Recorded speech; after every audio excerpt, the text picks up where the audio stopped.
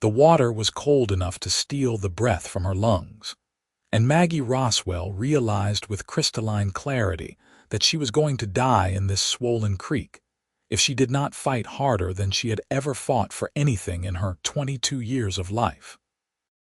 The spring thaw had come early to Wyoming Territory in 1877, turning the normally placid Crow Creek into a churning brown monster that had swept her off her feet when she tried to cross at what she thought was a shallow point.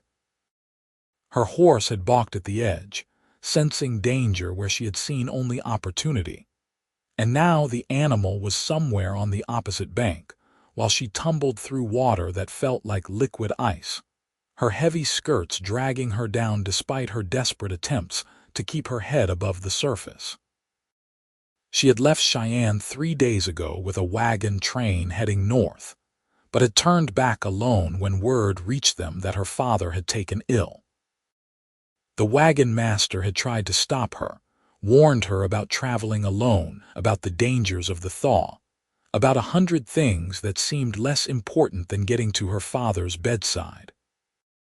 Now, as the current slammed her into a submerged log and knocked what little air remained from her chest, she understood that she had been a fool. The world spun in a chaos of brown water and gray sky, and her fingers scrabbled uselessly against smooth river stones that offered no purchase. Then she heard it, barely audible over the roar of the water, the thunder of hooves and a man's voice shouting something she could not make out. Her vision was darkening at the edges, her limbs growing heavy and slow, but some primitive part of her brain registered that help was coming, if she could just hold on for a few more seconds. She tried to cry out but swallowed water instead, choking and sputtering as the current pulled her under again. The rope hit the water 3 feet in front of her, and pure instinct made her grab for it, even though her frozen fingers could barely close around the rough hemp. She felt the line go taut, felt herself being pulled against the current, and then strong hands were gripping her arms, hauling her up out of the water and onto the muddy bank. She collapsed onto solid ground, coughing up what felt like half the creek while someone pounded on her back. "That's it, get it all out," a deep voice said, rough but not unkind. "You are all right now. I have got you." Maggie gasped and sputtered, her whole body shaking so violently that her teeth chattered together. When she could finally draw a full breath, she rolled onto her side and looked up at her rescuer. He was a young man, perhaps 25 or 26, with dark hair plastered to his forehead by the creek water and gray eyes that studied her with a mix of concern and something that might have been exasperation. He was soaked to the skin, his worn cotton shirt clinging to broad shoulders, and she realized dimly that he must have waded into the creek to pull her out. "Thank you," she managed through chattering teeth. "I thought I was going to die." "You nearly did," he said bluntly, already shrugging out of his heavy coat. It was relatively dry on the inside, and he draped it around her shoulders without ceremony. "What in hell were you thinking, trying to cross Crow Creek during the thaw? Anyone with half a brain knows it is a death trap this time of year." His words stung, partly because they were true and partly because Maggie was not accustomed to being spoken to so directly. Back in Philadelphia, where she had grown up, men were polite to a fault, wrapping their criticisms in layers of genteel courtesy. This cowboy, with his weathered face and calloused hands, clearly had no patience for such niceties. "I had to get back to Cheyenne," she said, pulling the coat tighter around herself. "My father is ill. Someone rode out to tell me, and I turned back." Something in the cowboy's expression softened slightly. "I am sorry to hear that, but getting yourself killed would not have helped him any." "I know that now," Maggie said, more sharply than she intended. "I suppose you have never made a mistake in your life." He had the grace to look chagrined. "I have made plenty. Name is Grayson Ellis, by the way.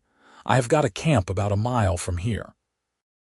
You need to get into dry clothes and warmed up, or you will catch your death of pneumonia."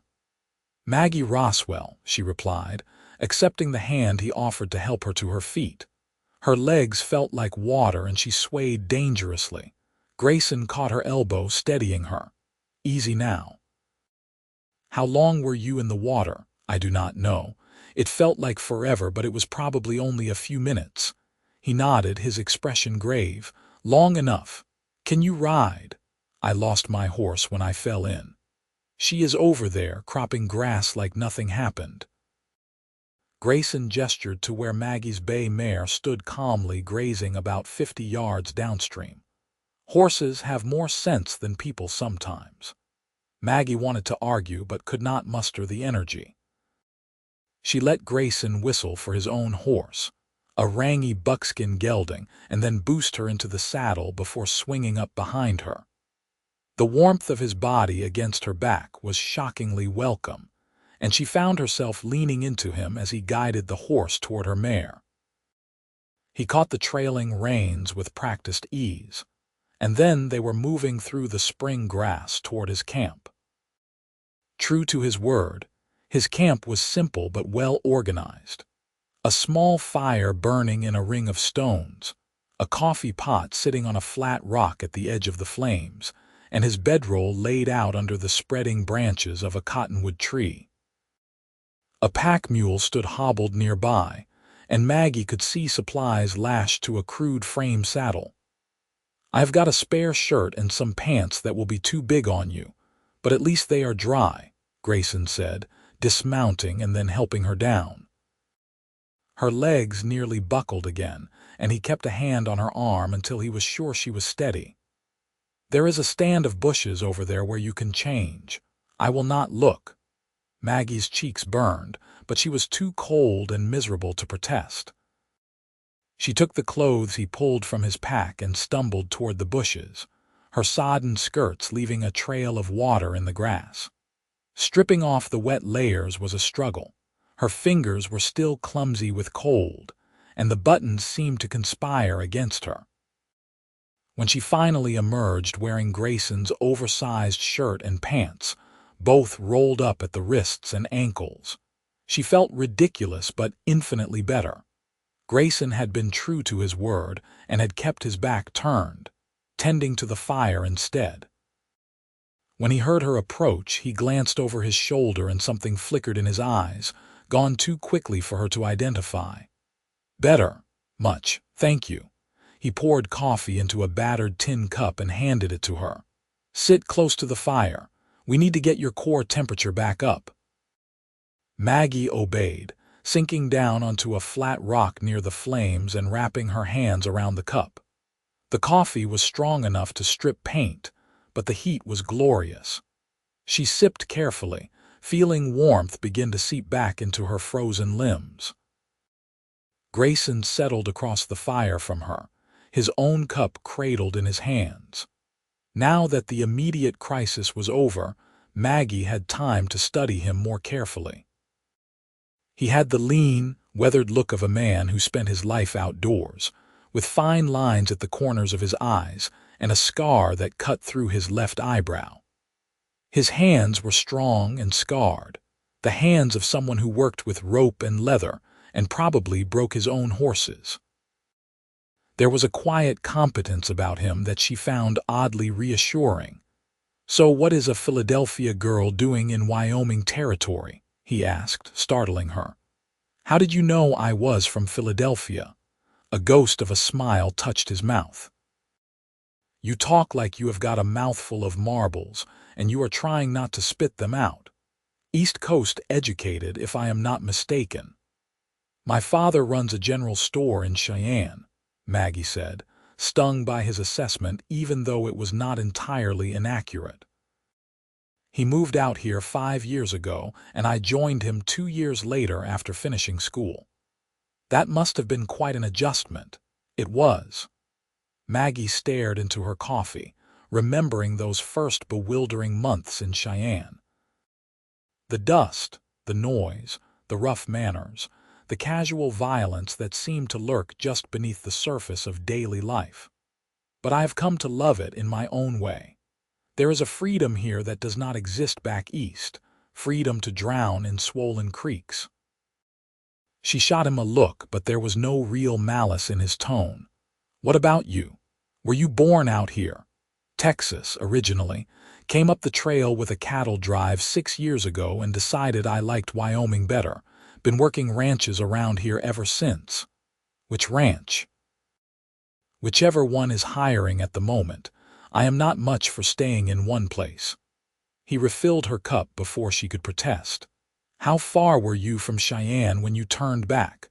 "About 30 miles north. We had only been traveling for a few days." Grayson let out a low whistle. "And you rode back alone? Did the wagon master try to stop you?" "Of course he did. But I could not just keep going north when my father might be dying." "I understand. Family is important." There was something in his voice, a weight that suggested his own complicated history with the subject. "We will get you back to Cheyenne tomorrow, once you have rested and dried out properly." "You do not have to do that. I am sure you have work waiting somewhere." "I was heading to Cheyenne anyway to look for a job. Ranch I was working folded last month. Owner got into debt with some men who were not inclined to be patient about collecting." He said it matter-of-factly, but Maggie heard the carefully concealed anger beneath the words. That must have been difficult. Such is life on the frontier. You learn not to count on anything being permanent. He stood, brushing off his pants. "I am going to check the horses and gather some more firewood. You should rest." Maggie wanted to argue that she was fine, but the truth was that she felt wrung out and exhausted. The warmth of the fire and the coffee were making her drowsy, and when Grayson returned with an armload of wood, he found her nodding off on her rock. "Come on," he said gently, helping her to her feet.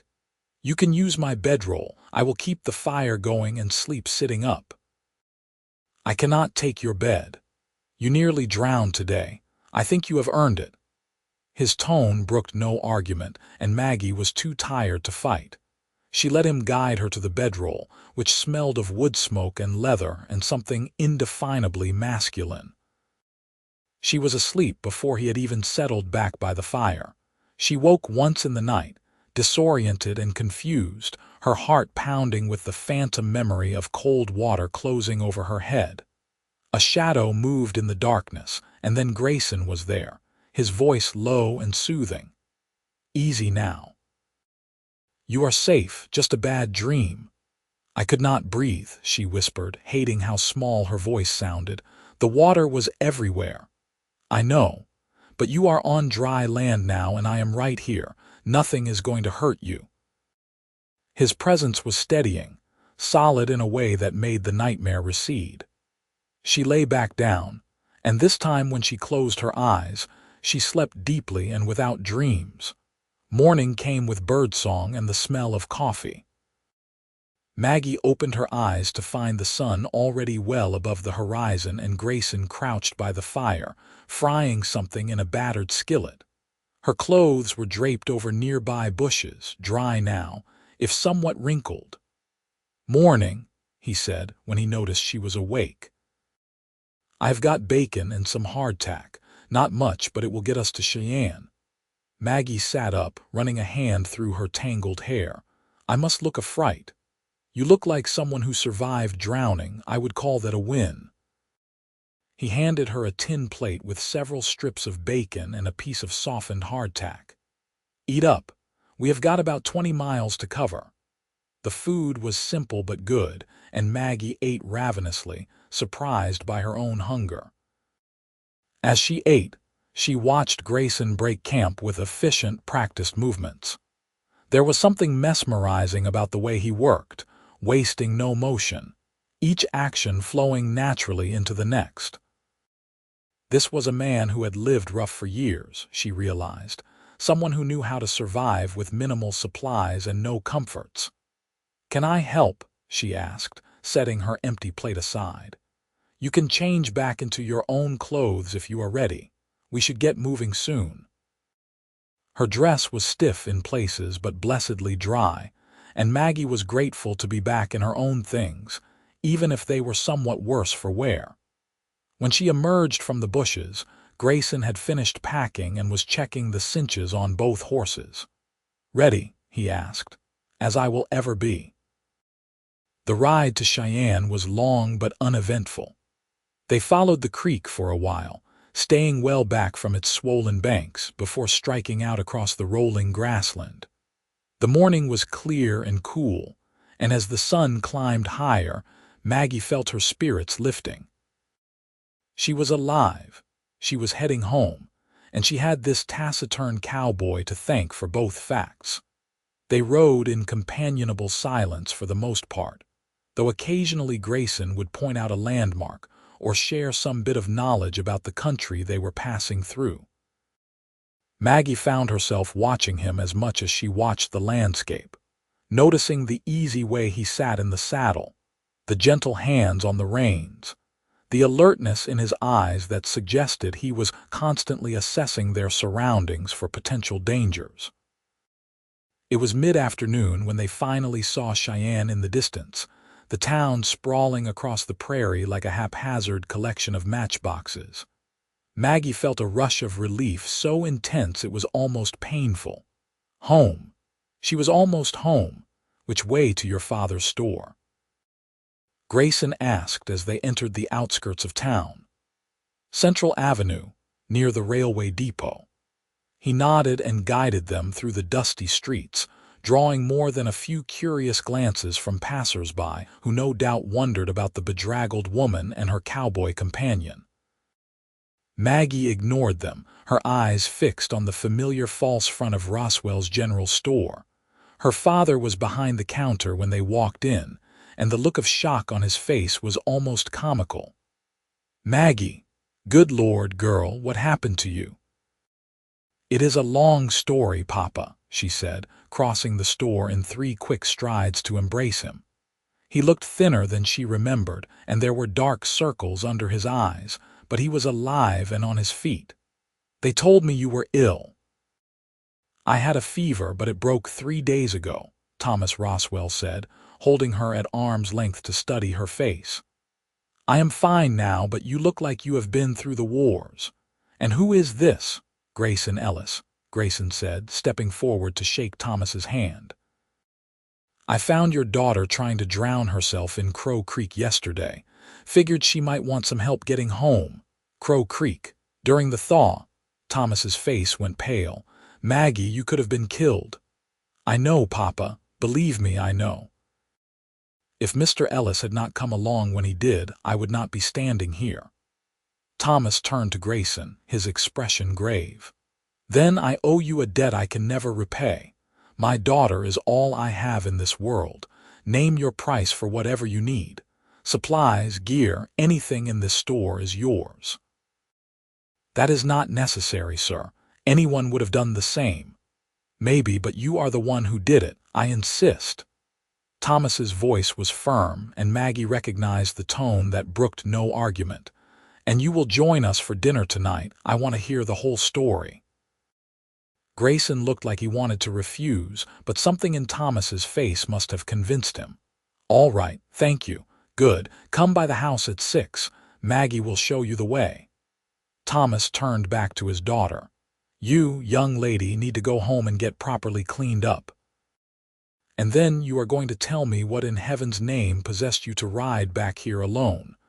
Maggie flushed but nodded. "Yes, Papa." She showed Grayson how to get to the small house behind the store where she and her father lived, then retreated inside to draw a bath and try to make herself presentable. As she soaked in the hot water, washing away the last traces of creek mud and fear, she found her thoughts drifting back to the cowboy who had saved her life. There was something about him, something solid and steady, that she found herself drawn to. It was more than gratitude, though she certainly felt that. It was something deeper, something she could not quite name. She dressed carefully for dinner, choosing her best calico dress and taking time with her hair. When Grayson knocked on the door at 6 sharp, she opened it to find him transformed. He had clearly taken the opportunity to visit the bathhouse and perhaps even the barber, and his dark hair was neatly trimmed and still damp. He wore clean clothes, nothing fancy but respectable, and he held his hat in his hands. "Come in," she said, suddenly shy. "Papa is just finishing up at the store." Grayson stepped inside, looking around the small parlor with its simple furnishings and cheerful rag rugs. "This is nice. Cozy." "Thank you. It is not much, but it is home."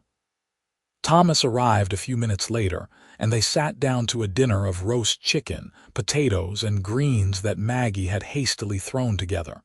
It was far from her best work, but both men ate heartily and complimented her cooking. Over the meal, she told her father the full story of her near drowning and rescue, watching his face grow more and more troubled. "I am sorry you went through that, Maggie girl," he said when she finished. "I never meant for word of my illness to reach you. It was just a bad fever, nothing more. If I had known you would try to ride back alone, I would have sent someone to stop you." "How did word reach her?" Grayson asked. "I do not know. I was abed for 3 days and people came and went.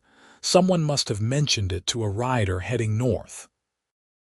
"Well, the important thing is that everyone came through all right," Maggie said, wanting to change the subject. "Mr. Ellis, did you find lodging for the night? There is a boarding house on Ferguson Street that had a room available. Nothing fancy, but it will do." "And have you had any luck finding work?" Thomas asked. "I only just arrived, sir. I will start looking tomorrow." Thomas leaned back in his chair, studying the younger man thoughtfully. "What kind of work are you looking for?" "Ranch work, mostly. I am handy with horses and cattle, and I know how to work hard. I'm not afraid of long hours or tough conditions." "Can you drive a wagon?" Grayson looked surprised by the question. "Yes, sir. Why do you ask?" "I need someone to make supply runs for the store. My regular driver took off last month for the gold fields in the Black Hills, and I have been trying to manage on my own. It is too much, especially with Maggie running the store when I have to be out collecting goods." Thomas folded his hands on the table. "The work is steady, the pay is fair, and there is a room above the store that goes with the job. You would be close by in case any trouble arose." Maggie felt her heart skip. Her father was offering Grayson a job that would keep him in Cheyenne, close to them, close to her. Grayson was silent for a long moment, clearly considering the offer. "I appreciate it, Mr. Roswell, but I do not want you to feel obligated because of what happened yesterday. I did not save your daughter expecting anything in return." "I know that, son. But I am a businessman and I do not make offers out of charity. I need someone reliable, someone I can trust. You strike me as that kind of man. If I am wrong, tell me now and we will part as friends." "You are not wrong," Grayson said quietly, "and I accept with gratitude." "When would you like me to start?" "Day after tomorrow. That will give you a chance to settle in and get familiar with the store and the routes we run." They shook hands across the table, and Maggie felt an unfamiliar flutter of excitement in her chest. Grayson Ellis would be staying in Cheyenne. She would be seeing him regularly. The thought should not have pleased her as much as it did. After dinner, Grayson thanked them both and took his leave, promising to return the following afternoon to move his things into the room above the store. Maggie walked him to the door and he paused on the threshold, his gray eyes meeting hers. "Thank you for dinner. Your father is a good man. He is. And he is right about you being trustworthy. I knew that from the moment you pulled me out of that creek." Something flickered in Grayson's expression. "I am glad I was there. I keep thinking about what would have happened if I had been an hour later or if I had taken a different path. But you did not. You were exactly where you needed to be, exactly when you needed to be there.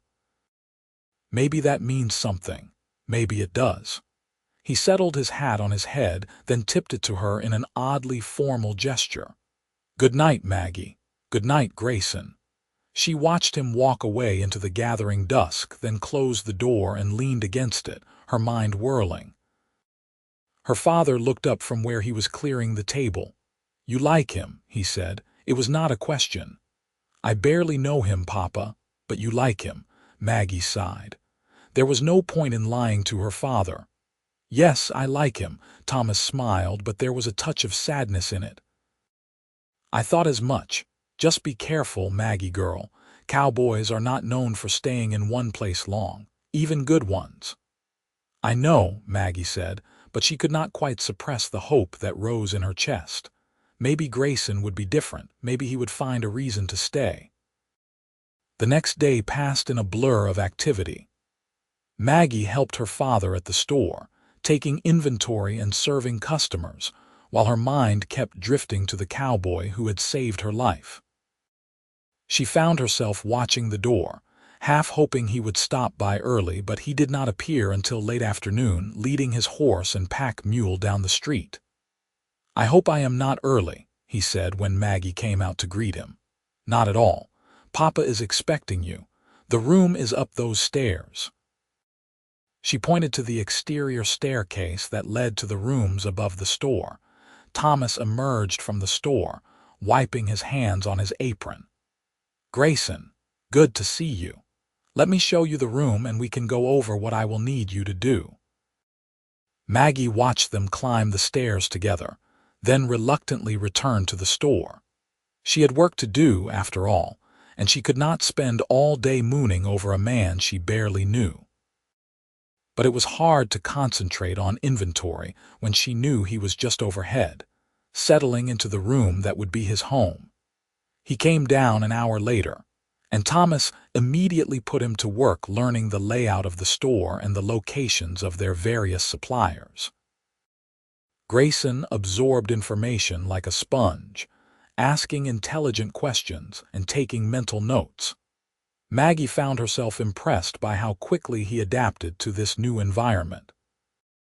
He might be more at home on horseback in open country, but he was no fool, and he clearly understood the importance of doing this job well. Over the following weeks, a routine developed. Grayson would make supply runs 3 or 4 times a week, hauling goods from ranches and farms outside Cheyenne back to the store, and carrying supplies from the railway depot to customers throughout the county. The work was hard and the hours long, but he never complained. He was up before dawn most days, and often did not return until after sunset, but he always had time for a kind word or a small joke when he saw Maggie. For her part, Maggie found herself looking forward to his returns with an intensity that both thrilled and frightened her. She would watch from the store window as he drove the wagon up the street, and her heart would lift at the sight of him. They fell into the habit of having coffee together in the evenings, sitting on the porch behind the store and talking about everything and nothing. He told her about his childhood in Texas, about following the cattle drives north, about the ranches he had worked and the places he had seen. She told him about Philadelphia, about her mother who had died when she was young, about her decision to follow her father west and the life she had built here. "You ever miss it?"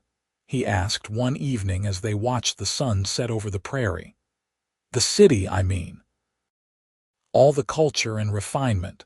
"Sometimes," Maggie admitted.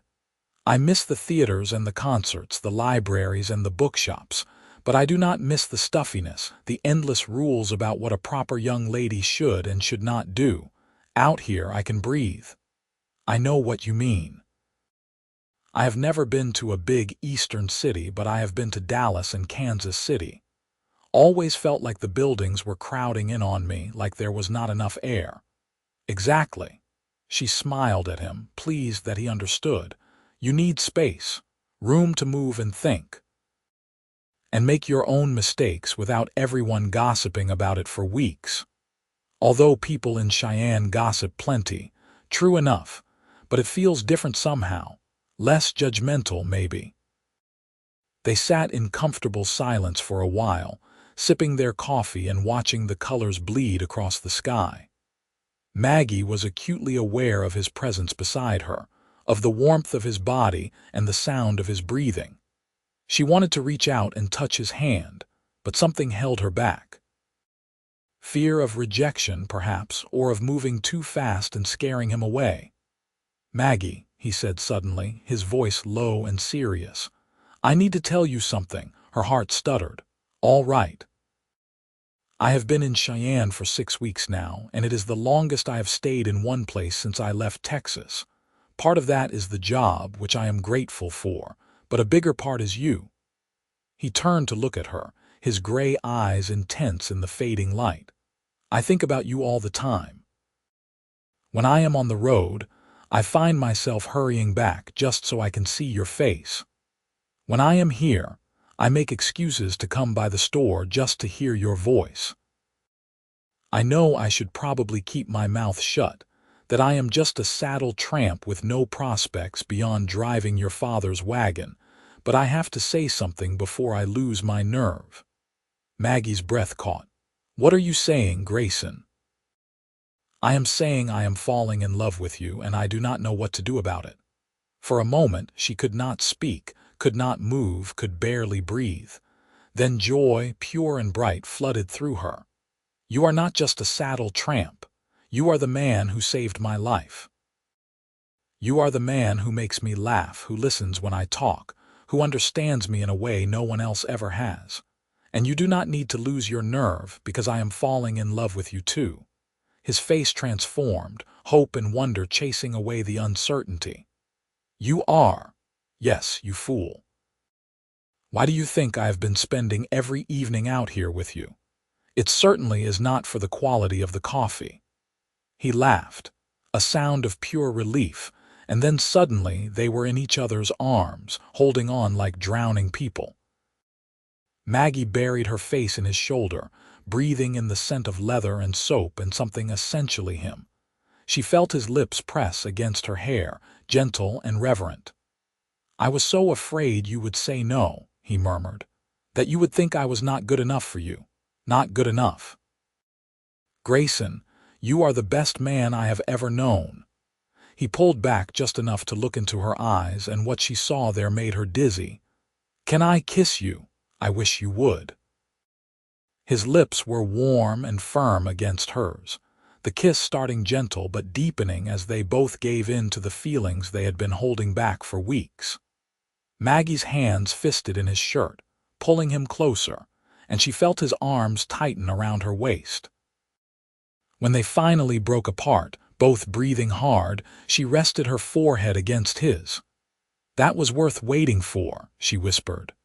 "We are going to do a lot more of that," he promised, and she laughed breathlessly. They sat back down, this time with Grayson's arm around her shoulders and Maggie tucked against his side. It felt right, she thought. It felt like coming home. "We should probably talk to your father," Grayson said after a while. "He already knows how we feel about each other. He told me to be careful because cowboys do not like staying in one place. I am not most cowboys, and I am not going anywhere, Maggie, not unless you are coming with me. Then I suppose we are both staying put." They went to Thomas the next day, finding him in the store's small office going over the account books. He looked up when they entered, and something in their joined hands and nervous expressions must have told him what was coming. "Mr. Roswell," Grayson began, his voice steady despite the tension Maggie could feel in his body. "I would like your permission to court your daughter properly, with the intention of eventually asking for her hand in marriage." Thomas set down his pen and studied them both for a long moment. "You are serious about this?" "Yes, sir. I know I am not the match you probably hoped for Maggie. I do not have land or money or fancy prospects. But I love her, and I will work every day for the rest of my life to make her happy and provide for her. And you, Maggie, how do you feel about this?" "I love him, Papa. I know it is fast, but when you know, you know. He is a good man, and he will take care of me." Thomas sighed, but there was a smile tugging at the corners of his mouth. "I suppose I cannot argue with that." "You have my permission, Grayson, but I expect you to treat my daughter with respect and honor. I would never do otherwise, sir. Then I suppose all I can do is wish you both happiness."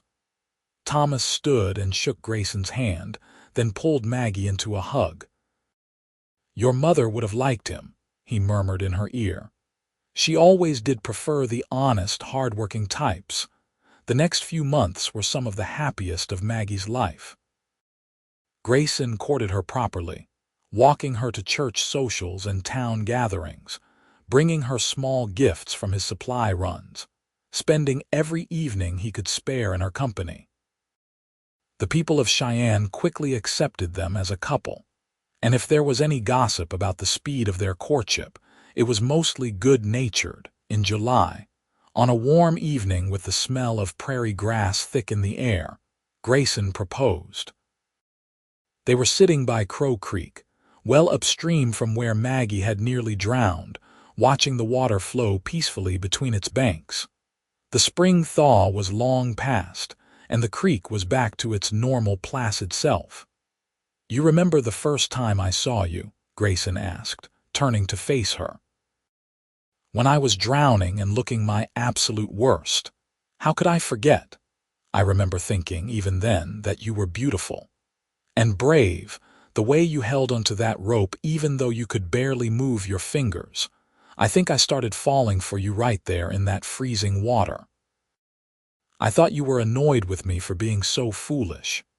I was terrified I was going to lose you before I ever really knew you." He took her hand, his thumb tracing circles on her palm. "Maggie Roswell, you are the best thing that ever happened to me. You make me want to be a better man, to build something lasting instead of just drifting from job to job. Will you marry me?" He pulled a small box from his pocket and opened it to reveal a simple gold band with a small diamond. It was not fancy, but it was beautiful, and Maggie felt tears sting her eyes. "Yes," she said, her voice breaking. "Yes, I will marry you." He slipped the ring onto her finger, and then they were kissing, laughing, holding each other as the creek burbled peacefully beside them. Maggie thought about how she had nearly died in this water, and how that near death had brought her to this moment, to this man, to this life. Sometimes the worst moments led to the best outcomes. They were married in late September, on a clear, cool day that promised the coming of autumn. The ceremony was simple, held in the small church at the center of Cheyenne, with most of the town in attendance. Maggie wore her mother's wedding dress, carefully altered to fit, and carried wildflowers that Grayson had picked that morning. Thomas walked her down the aisle with tears in his eyes, and when he placed her hand in Grayson's, she felt the rightness of it down to her bones. "I love you," Grayson murmured as the preacher began the ceremony.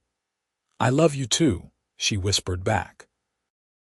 They spoke their vows clearly and firmly, promising to love and honor each other through all the challenges life might bring. When the preacher pronounced them husband and wife, Grayson kissed her with such tender joy that Maggie forgot about the watching crowd and lost herself in the moment. The reception was held in the town hall, with music and dancing and more food than anyone could possibly eat. Maggie danced with her new husband until her feet ached, then danced some more because she could not bear to stop touching him. When they finally slipped away to the small house they had rented on the edge of town, the moon was high and the stars were blazing. Their wedding night was everything Maggie had hoped for and more. Grayson was tender and patient, taking his time to make sure she was comfortable and cared for. They made love slowly, learning each other's bodies, murmuring words of love and promise in the darkness. Afterward, Maggie lay in her husband's arms, listening to the steady beat of his heart, and felt more content than she had ever believed possible. "Are you happy?" Grayson asked, his fingers tracing lazy patterns on her bare shoulder. "Happier than I ever knew I could be. Are you? So happy it scares me sometimes. I keep thinking I am going to wake up and find out this was all a dream. It is real. We are real. And we are going to build a good life together." Grayson Ellis. Grayson Ellis and Maggie Ellis. I like the sound of that. So do I. They settled into married life with surprising ease. Grayson continued making supply runs for Thomas, and Maggie ran the store when her father needed to be elsewhere. They saved their money carefully, talking about someday buying a piece of land and starting their own ranch. It was a distant dream, but it gave them something to work toward. Winter came hard that year, with bitter winds and heavy snow that sometimes kept Grayson home for days at a time. Maggie found that she did not mind the forced proximity. They spent long evenings by the fire, talking and reading and simply being together. On the coldest nights, they would bundle up and go for walks through the snow-covered streets, their breath fogging in the frigid air, their hands clasped tight. In March, as the snow began to melt and the first hints of spring appeared, Maggie realized she had missed her monthly courses. She waited another week to be sure, then another, before finally gathering the courage to tell Grayson. He was checking over the wagon, preparing for the first supply run of the season when she came out to find him. "Grayson, I need to tell you something." He looked up, and something in her face must have alerted him because he immediately set down the harness he was holding and came to her side. "What is it? Are you all right?" "I am fine. Better than fine, actually. I am pregnant." For a moment he simply stared at her, and Maggie felt a flicker of fear. Then a slow smile spread across his face, transforming it into something radiant. "A baby. We are going to have a baby. Yes. Sometime in the fall, I think." He let out a whoop of joy and swept her into his arms, spinning her around until she was dizzy and laughing. "We are going to be parents. Maggie, this is incredible. I was worried you might not be ready." "Not ready. This is the best news I have ever heard." He set her down gently, his hands cradling her face. "I am going to be a father, and you are going to be the most wonderful mother." "I hope so. I am terrified, to be honest. We will figure it out together, just like we have figured out everything else." Thomas was overjoyed when they told him, immediately beginning to fuss over Maggie and insisting she cut back her hours at the store. She protested, but Grayson backed her father up, and she found herself outvoted. In truth, she was grateful for the extra rest as the pregnancy progressed. The first few months were difficult, with morning sickness that lasted well into the afternoon. But Grayson was endlessly patient, holding her hair back when she was sick and bringing her crackers and weak tea. As summer arrived and Maggie's belly began to swell with their child, she found herself thinking often about the future. What kind of life would their baby have? What kind of world were they bringing a child into? Wyoming territory was still rough and sometimes dangerous, but it was also full of promise and opportunity. Their child would grow up with wide open spaces and endless sky, with the freedom to make their own way in the world. In September, on a warm afternoon with golden light slanting through the windows, Maggie went into labor. Grayson sent for the midwife and then paced the small house like a caged animal, wearing a path in the floorboards. Thomas arrived with supplies and moral support, and together the two men waited while the midwife and her assistant tended to Maggie. The labor was long and hard, lasting well into the night. Grayson could hear Maggie's cries through the bedroom door, and each one felt like a knife to his heart. He wanted to be with her, to hold her hand and offer what comfort he could. But the midwife had firmly told him that this was women's work, and he needed to stay out. Just before dawn, when Grayson was beginning to fear something had gone terribly wrong, he heard a new sound, the thin, reedy wail of a newborn baby. He was on his feet in an instant, straining to hear more. A moment later, the midwife opened the door, her weathered face creased in a smile. "You have a son, Mr. Ellis. A big, healthy boy, and your wife is tired but well." Grayson pushed past her, barely remembering to thank her, and went to Maggie's side.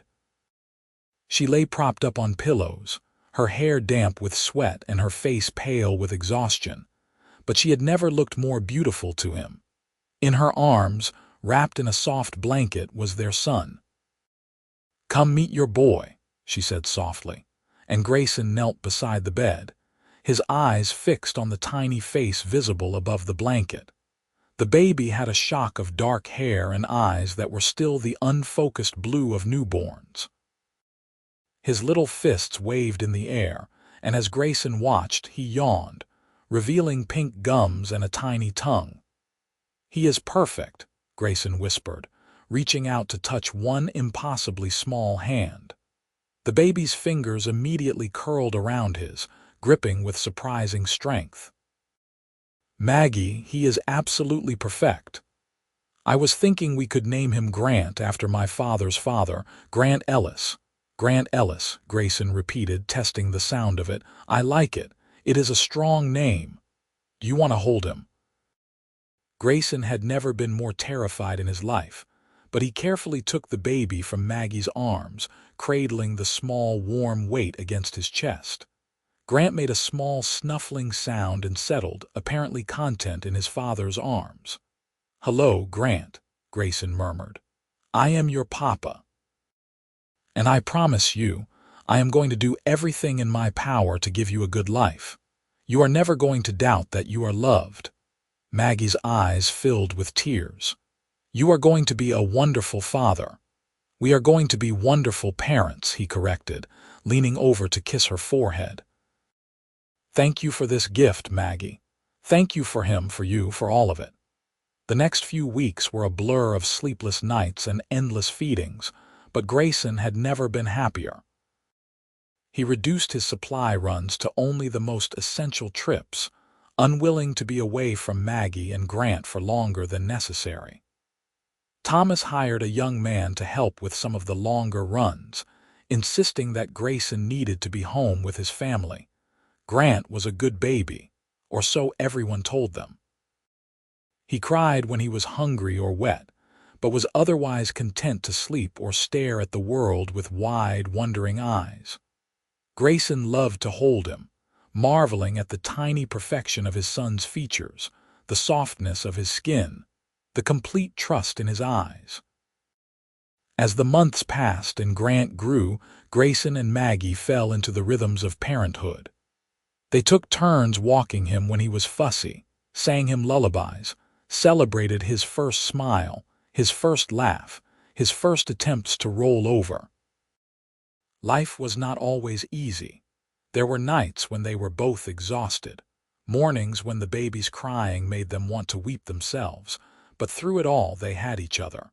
When Grant was 6 months old, sitting up and beginning to babble, Grayson came home one evening with news. He had been unusually quiet all through dinner, and Maggie could tell something was on his mind. "What is it?" she finally asked as she nursed Grant before bedtime. "I talked to a man today who is selling his ranch. It is small, only about 200 acres, but it has water rights and good grazing. The house needs work, but it is sound." He paused, watching her face. "I know we were planning to wait a few more years before buying land, but this is a good opportunity. The price is fair, and I think we could make a go of it." Maggie's heart raced. Their own ranch. It was everything they had been working toward. "Can we afford it if we use our savings and take out a small loan?" "Yes. It will be tight for a while and we will have to work hard, but I think we can do it."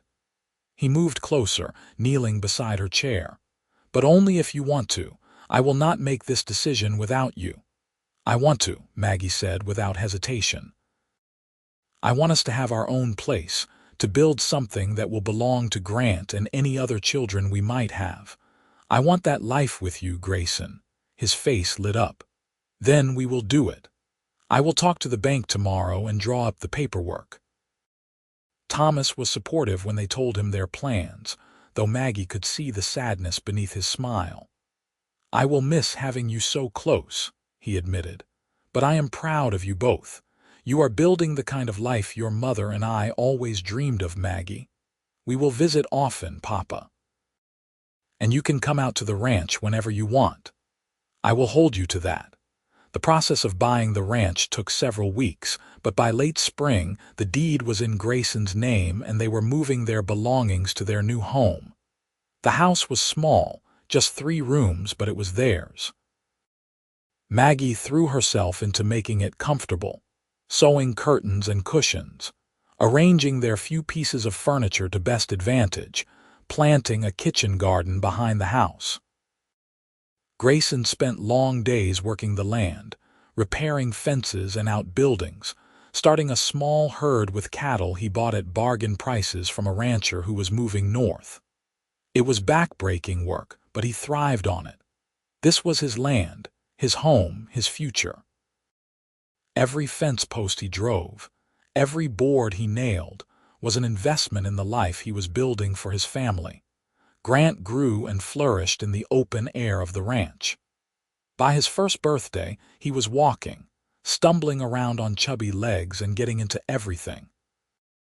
By 2, he was chattering constantly, following his father around the ranch like a small shadow. Grayson was endlessly patient with him, explaining what he was doing, showing him how to handle tools and animals, teaching him about the land and the work. When Grant was 3, Maggie became pregnant again. This pregnancy was easier than the first, perhaps because she knew what to expect, and in the spring of 1881 she gave birth to a daughter they named Grace.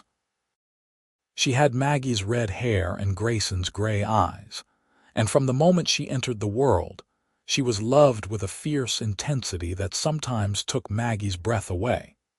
Grant adored his little sister, insisting on helping with everything from diaper changes to feeding. He would sit beside Maggie while she nursed, telling Grace stories about the ranch and the animals, promising to teach her everything he knew. "You are a good big brother," Maggie told him one day, ruffling his dark hair. "Papa says family is the most important thing," Grant replied seriously. "I am going to take care of Grace forever." "I know you will, sweetheart."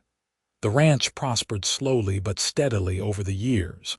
Grayson added to the herd each season, built a better barn, improved the house.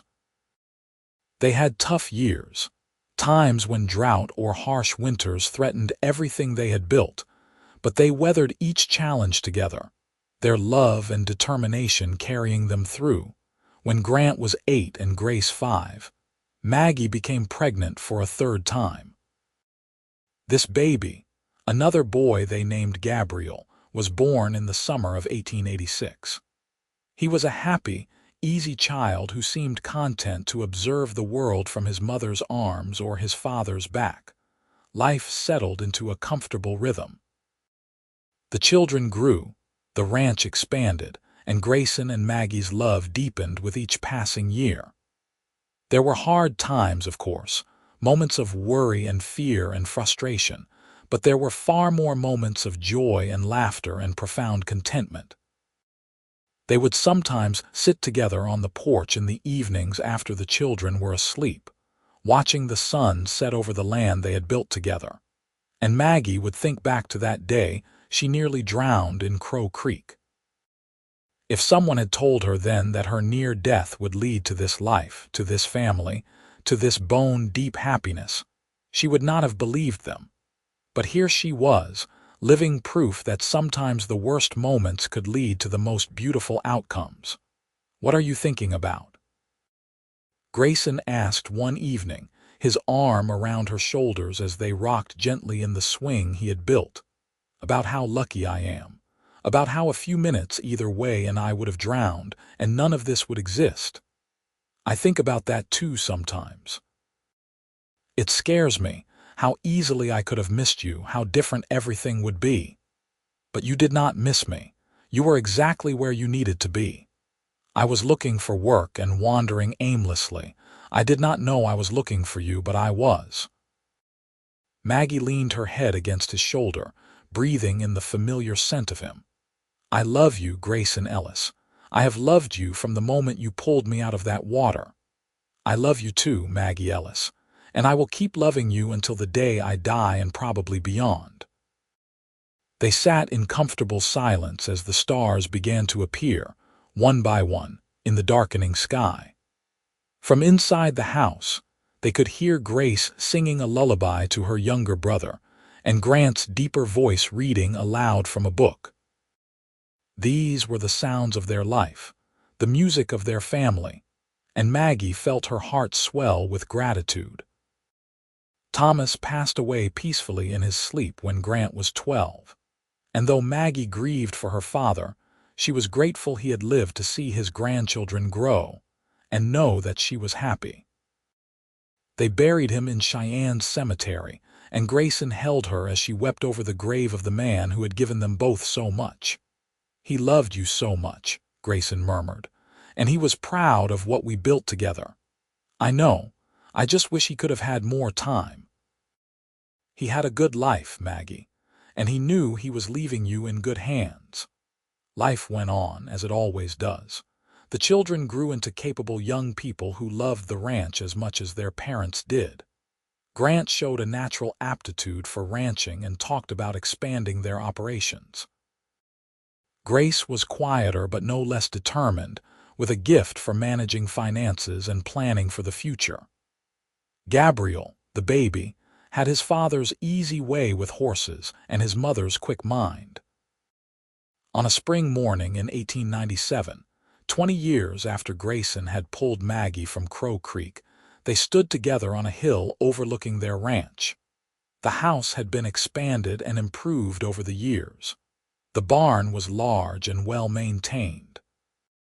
Cattle dotted the green pastures and horses grazed in the near paddock.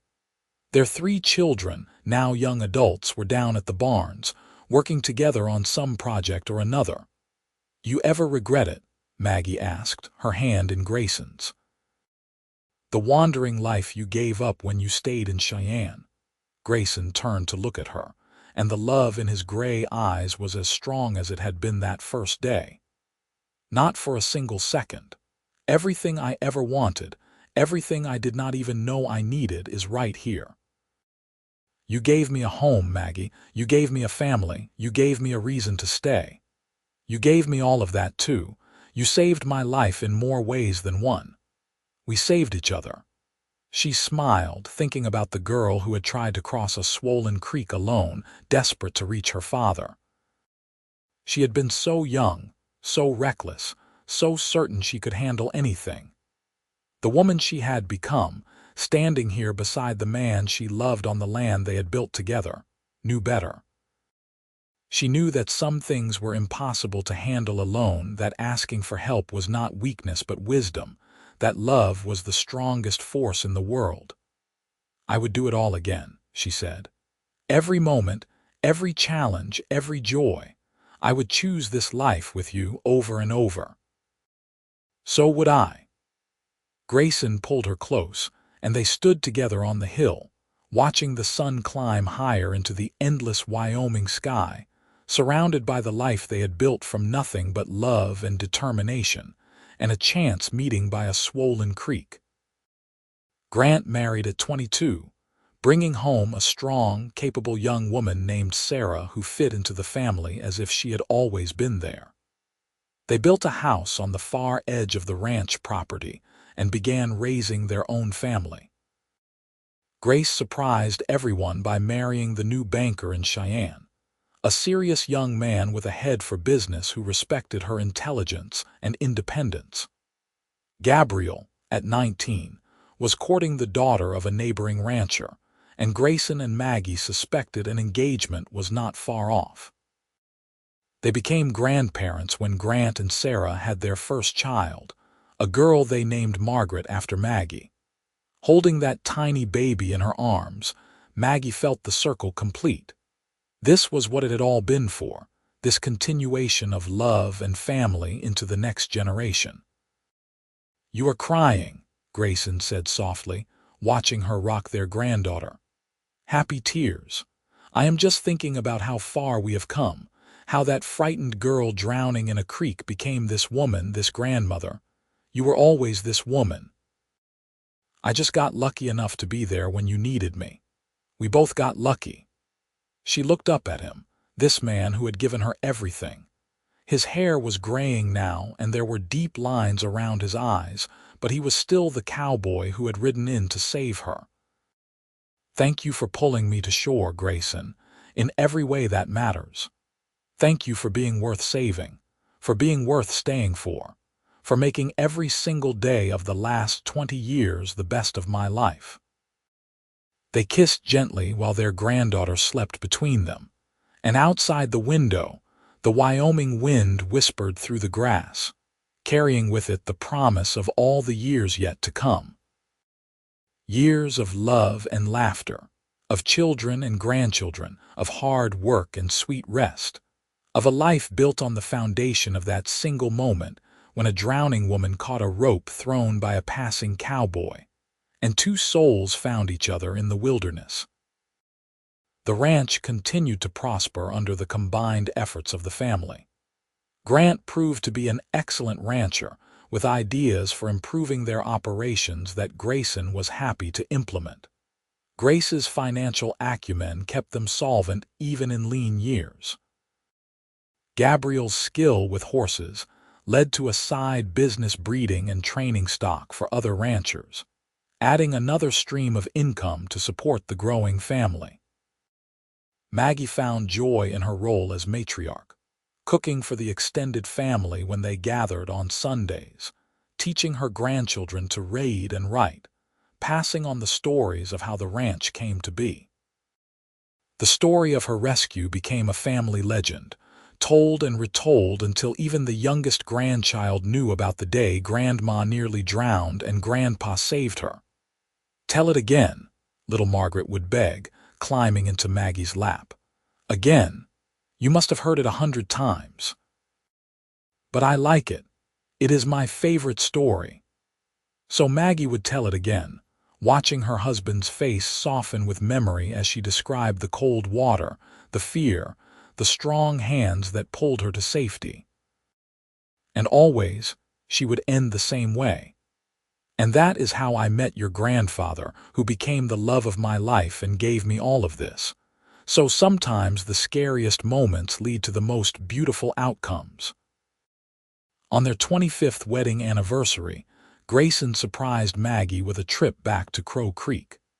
They rode out together on a perfect summer day, the horses picking their way along familiar paths. The creek ran clear and peaceful between its banks, no trace of the dangerous waters that had nearly claimed Maggie's life all those years ago. "You remember?" Grayson asked, helping her dismount at the spot where he had pulled her from the water. "How could I forget? I thought I was going to die here. Instead, you lived. We both lived, and look at everything that came from it." He pulled her into his arms, holding her close. "I thank God every day that I decided to ride this way, that I heard you in the water, that I was able to reach you in time. I thank God every day that you were the kind of man who would risk himself to save a stranger. You were never just a stranger. Even then, I think some part of me knew you were meant to be mine." They spread a blanket on the grass and shared a picnic lunch, talking about their children and grandchildren, about the ranch and their plans for the future, about everything and nothing. As the afternoon wore on, they lay together in the grass, watching clouds drift across the sky, as comfortable with each other as they had been the day they married. "I love you, Maggie Ellis," Grayson said, his fingers laced with hers. "I love you too, Grayson Ellis, always and forever." The years continued to pass, marked by births and deaths, joys and sorrows, the endless cycle of life on the frontier. Wyoming became a state in 1890, and Cheyenne grew from a rough frontier town into a proper city. The Wild West was fading, being replaced by order and civilization, but out on the Ellis Ranch, life continued much as it always had, governed by the rhythms of the seasons and the needs of the land. Grayson and Maggie grew old together, their hair going silver, their movements slowing, but their love never diminishing. They would sit on the porch in the evenings, surrounded by children and grandchildren and eventually great-grandchildren, and marvel at the family they had created, the legacy they were leaving behind. When Grayson passed away in 1912, at the age of 61, Maggie held his hand and whispered all the things she had told him 1,000 times before. That she loved him, that he had been the best husband and father anyone could ask for, that she would see him again when her own time came. He died peacefully, surrounded by everyone he loved, his last words a promise that he would be waiting for her. Maggie lived another 5 years, kept going by her devotion to the family Grayson had helped her build. She saw the ranch expand even further under Grant's leadership. She saw Grace's children graduate from the university in Laramie. She saw Gabriel's horses win prizes at fairs throughout the state.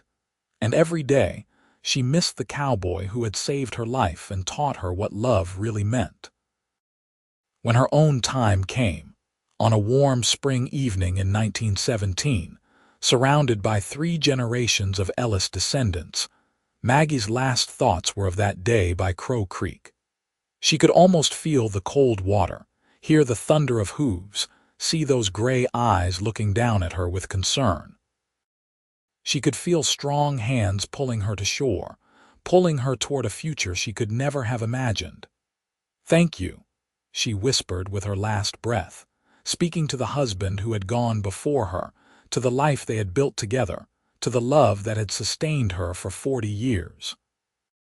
"Thank you for everything." And as she closed her eyes for the final time, she smiled, knowing that she had lived well and loved deeply, that her life had mattered, that the family she and Grayson had created would continue long after they were both gone. The ranch would endure, the children would prosper, and the story of how it all began, with a drowning woman and a cowboy who rode in to save her, would be passed down through the generations as a testament to the power of love, courage, and a single moment that changed everything. The Ellis Ranch continued to thrive long after both Grayson and Maggie were laid to rest in the small cemetery on the hill overlooking the property. Their children kept the ranch going through the Great Depression and 2 world wars, maintaining the legacy their parents had built. The grandchildren expanded into new ventures while keeping the core cattle operation strong. And always, the story was told. The story of Maggie drowning in Crow Creek and Grayson pulling her to shore. The story of how love could bloom even in the most unlikely circumstances. The story of 2 people who found each other exactly when they needed to and built something beautiful that would last for generations. In the end, it was a simple story, really. A woman in danger, a man who helped, and a love that grew from a single act of courage on a spring day in 1877. But from that simple beginning came a lifetime of joy, a family that stretched across the decades, and a legacy of love that proved stronger than any current, more enduring than any flood, more permanent than anything except the land itself. And that, as Maggie would have said, was more than enough. It was everything.